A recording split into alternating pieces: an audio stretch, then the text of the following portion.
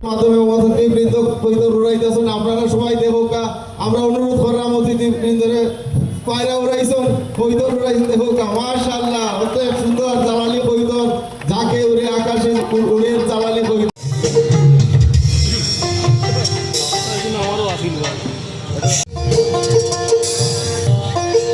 সাজল আলোর উত্তর সুরি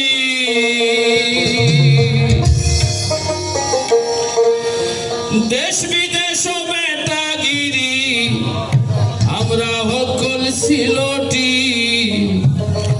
আমরা হকল সিলটি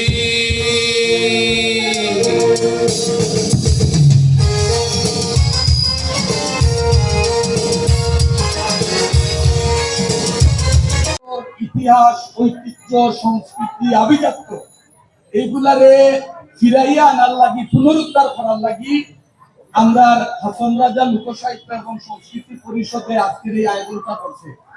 এই তথ্য এই সংবাদটা যদি আমরা সিলেটি ওগুলোর কাছে গিয়া পৌঁছতো আমার ধারণা রাত্রে না ঘুমাইয়া ওহল সিলেটি ওগুলো আজকে কেন থাকলাই।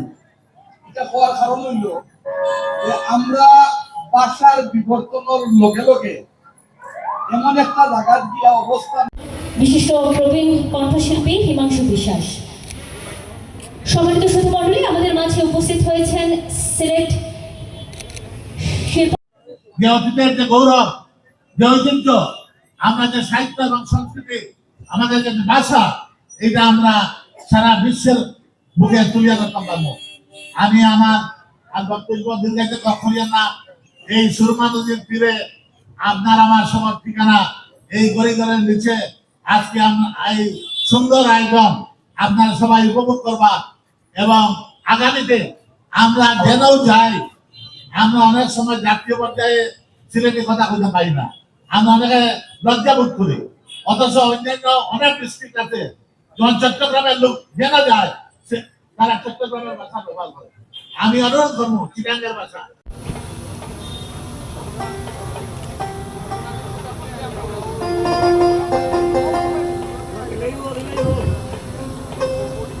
সম্মানিত সুধী মণ্ডলী, আমরা সেই মহেন্দ্রক্ষণে আছি। আমাদের এই সিলেটি লোক উৎসব 2026 আমরা এই মুহূর্তে জালালি বহুদর জালালি কইতর উড়ানোর মাধ্যমে আমরা শুরু করলাম আমাদের আজকের এই অনুষ্ঠান উদ্বোধন করতে যাচ্ছি। আমরা এরপরই আমরা বাংলাদেশ ব্যাংকের সাবেক জিএম কবি আব্দুর রউফ আমরা মাঝে আইসন, আমরা আছে তারা রেডি থাকবা। এই ফায়রা উড়ানোর পরে আমরা এই গানটা দিয়ে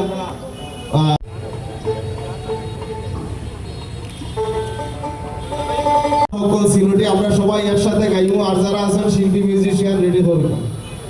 হ্যালো হ্যালো,